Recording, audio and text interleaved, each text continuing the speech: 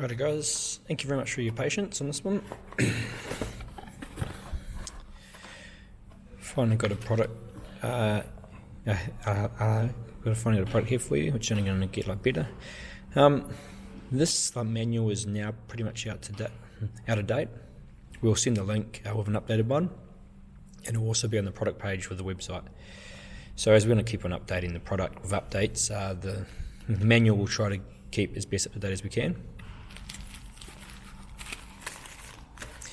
So in your main unit here, you're going to get as many sensors as you have in your kit, so that can be up to 12. You're going to get the display unit, and you're going to get this package here. In here you're going to have a USB charge cable. So we suggest before you use the unit, just plug it into any USB plug. It can be a phone charger or your computer, and give the unit a full charge. You have the stick pad for the windscreen.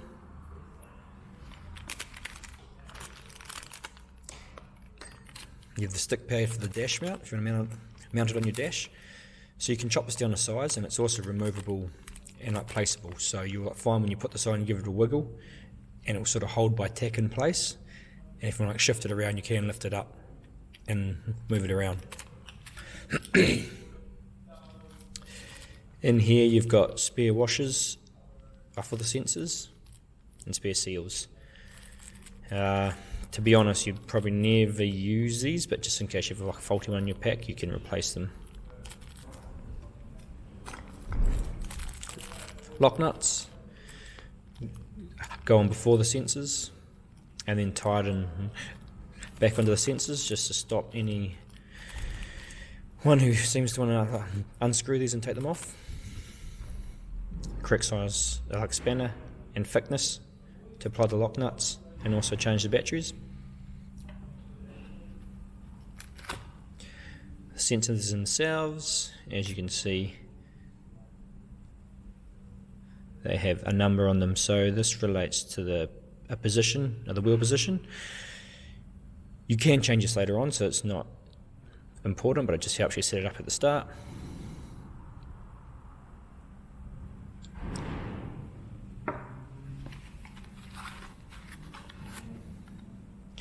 And the display unit.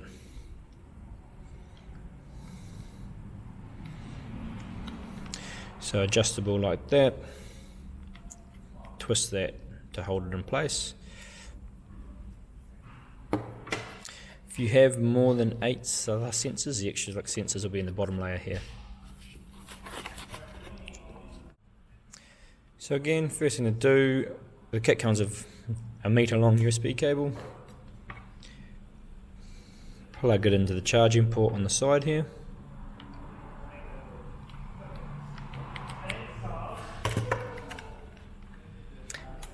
And plug the unit into your phone charger or computer, whatever USB plug you've lying around, and give the unit a full charge, so just leave it overnight.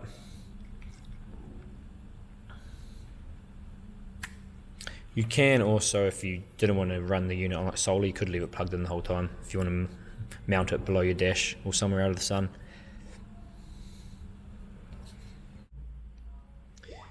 Now we've made this unit so it's you can update the firmware on it, so that means we can always improve it and send out changes to you guys and make the unit better.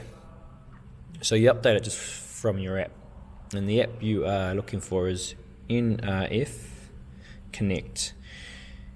It's the top app you can see there. You can find this in the Google Play Store or the Apple App Store, so you can use either phone. It's already installed here, as you can see. So once you've got it installed, you will see a screen like this once you open it up. Now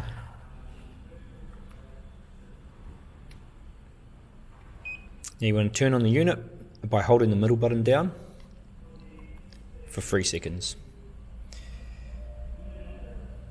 Now you can see the displays come up already, and it's already been paired to 8 sensors as per the ID. Now you want to press the left button once, and that's going to take you into your menu screen, and then you can either press the left or right button to scroll through these items.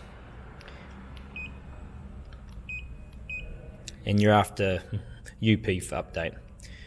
Press the middle button again and it'll start to flash. We now come down back onto our app, and you can see we're in the scanner tab here.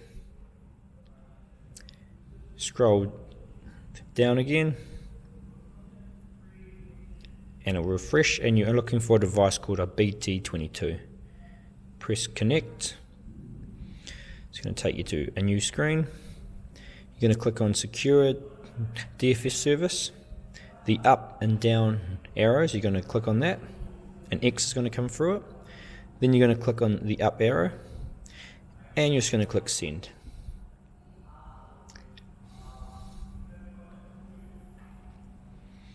And what we'll see is it'll come unconnected. So we've got to scroll back to this scanner phase. And we're scanning again for a different device. DFU TARG.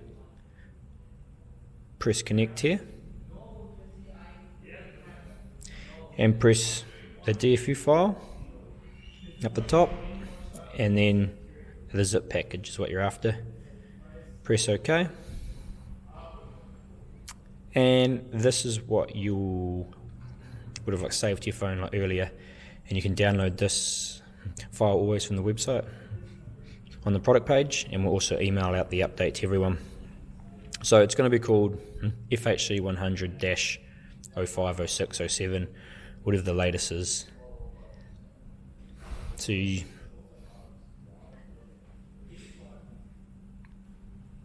17, you click on that and you'll see it's uploading to the unit. So 17 is the current version we're up to of software. So as we make improvements over time, we'll shoot that out to everyone and you can update it. We also have a feature like logs, so you can see what changes with each software update. So you don't have to necessarily update the software every time.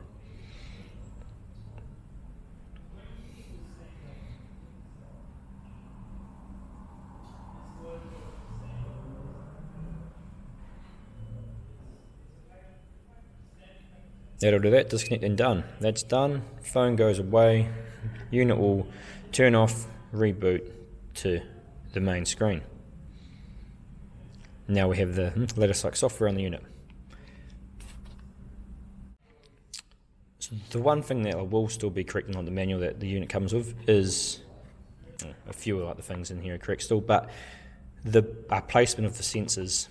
So for example, you got a 6 sensor, an 8, a 10, and a 12. So by default we've done easy pair, so you can just match them up very easily. So you can see,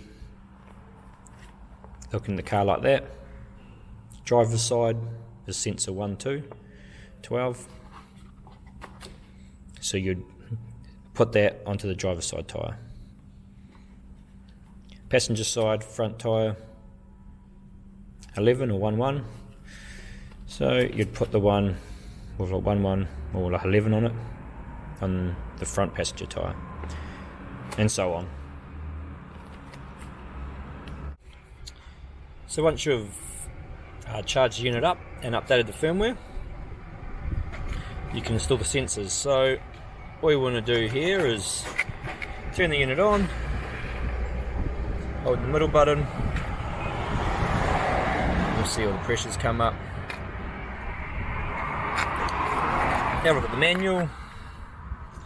So whatever you have, so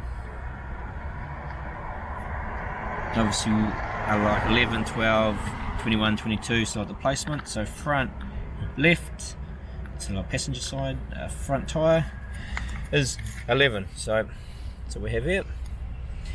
And all you want to do is you can use the lock nuts if you want to. You don't have to use these. So these are mainly if you think theft's going to be an issue.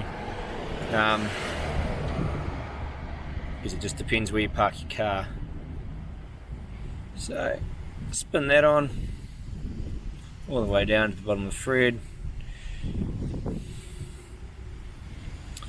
Spin on the sensor.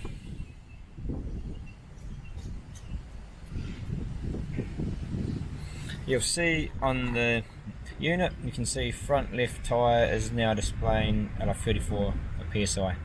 So that tells you that it's connected and working fine.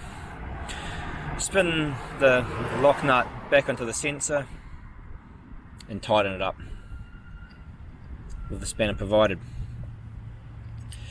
So you just go around and do that for each tyre, and at the end of it you should have pressures reading on your display for every tyre. If you have any issues, just get in touch with us and we can help you sort it out, but it should be fine. So you can see in this case we have the lock nut on. You'll see I can't spin this off. So of course where there's a will there's a way. If someone really does want to get this off, they can probably get it off. If you live in somewhere where that's going to be an issue, or where you park your car or the van, you might want to look at running the internal sensors, so then they definitely won't be able to get to them. But they aren't compulsory to set a stop theft. Setting the alarms, there's a few alarms that are going to happen by default. So if the pressure increases or decreases quickly, meaning there's an issue, there's an alarm, so that's just like set up by default. If the temperature increases quickly, it's going to alarm, that's like set up by default. If you don't get signal from one of the tyre sensors, the tyre is going to flash that you're not getting signal from, and it will alarm. So those are all the default alarms that will come out, and also low battery on the tyre sensor. Then you've got the user set alarms. So again, we go into our menu by pressing the left button. Now we go left and right, you can go through the menu. So what we're after here is a P5. So once you get to P5, you push the middle button, and then you can see if I press the left or right buttons, it's gonna take me through all the alarms that can be set. So you can see it's set up, it's split into 4 axles. So you got your front on your car you can set the alarm for, rear on the car you can set the alarm for, spares or airbags on the car you can set the alarm for, and caravan you can set the alarm for. So this is setting the high and low alarms. So once you're on the axle you want, you push the middle button, and straight away you get a high. So you can see it's set it for 48.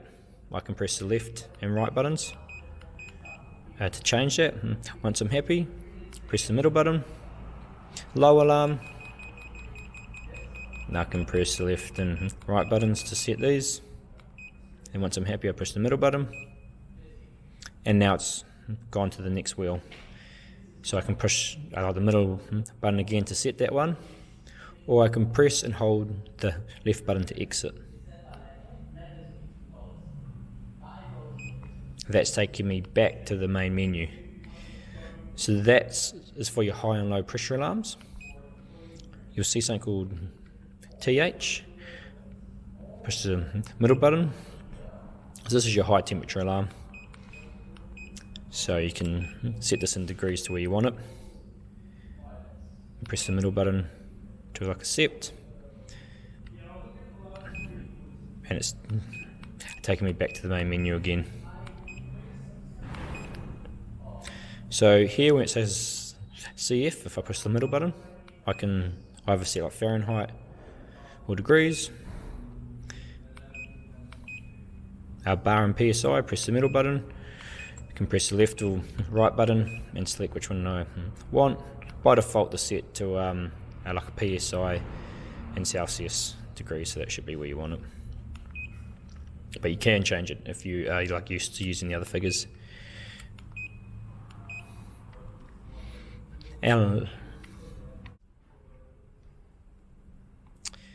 Now obviously we've got the quick disconnect feature, so press and hold the left button for 3 seconds. And you can see we are no longer monitoring the rear sensors, which could be the caravan or the trailer. Press and hold the left button again, 3 seconds. we're now connected again to the caravan with the trailer sensors. So that's the quick disconnect function and reconnect.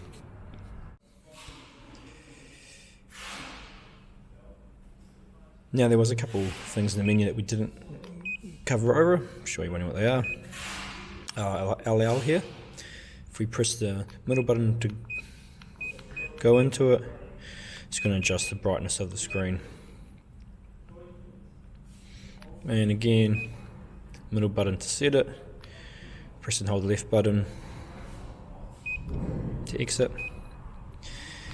And then the other one not covered was EP, so exchanging tyres. So for example, you put the sensor on the wrong tyre, or whatever happens, you want to like swap them around. You can physically change them around, just like move the sensors, or you can go into here and go, yeah, I want to swap number like 11, the first one flashing, with number 12. So that's going to swap the passenger side and the driver's side 2 tyres around, and then just press the middle button to confirm that.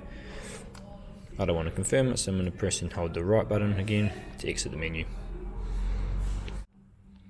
Then again, to get out of the menu and go back to the main screen, press and hold the right button. So just to recap that again, press the left button, it's going to take you straight inside the menu. Press the left and right buttons, will take you through the different menu options. To go into a menu option, you press the middle button, and then you press the middle button again to go, for this case, the alarms, and then like to exit, press and hold the right button, and that's taking me back to here, the menu, and then press and hold the right button again, back to the main screen. It will time out and go back to like the main screen anyway if you don't like exit from the settings. So that's how you set your pressure alarms and your temperature alarm.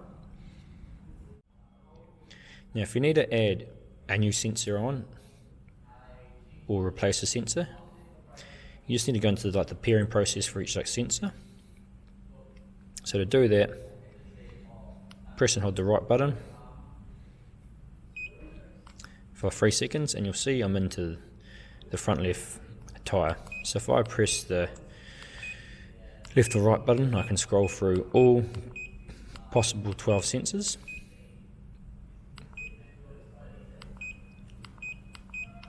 So for example, you might want to put a new sensor into this position.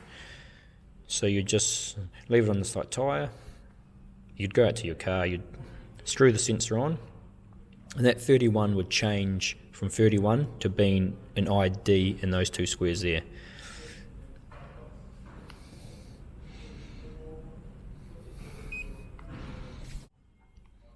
Now if you want to check when you first get out of the unit what the sensors are paired and what the ID is, so here you can see straight away first 4 appeared and like the 4 on the caravan appeared.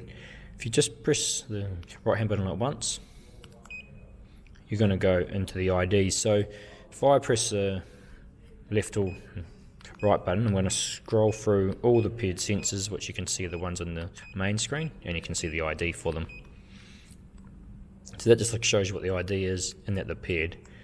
And press and hold the left button again, and back to the main screen. So with the screen, it can obviously shift like this. Your options for mounting are basically you're going to have it on your dash, mounted like that.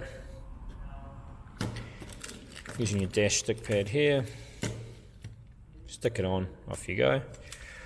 Or you can use the 3M VHB strip. Obviously sticks on the bottom here. Stick this on your windscreen, and off you go. Just stick it wherever it's going to work best for you. The windscreen mount's probably best because it then doesn't get so much reflective light from the sun. So in your kit you also got spares here, which you can see. By the time you need to replace these, we'll probably all be driving electric vehicles, so that'll be interesting. But the kit does come with them. So you can see that's the seal inside the valve there. So you just need to pop this out. You can use just a sharp pointy object to get into there. It's probably a bit hard to see. And then the other seal is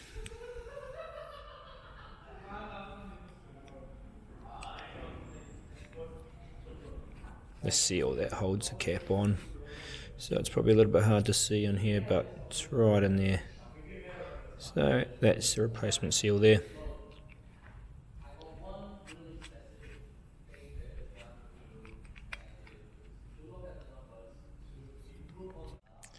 So replacing the sensor battery. I'm fairly happy with the quality of these sensors now and the antennas that we've developed. Grab a spanner in the kit, unscrew it. Inside you'll see there is a common CR battery, CR1632.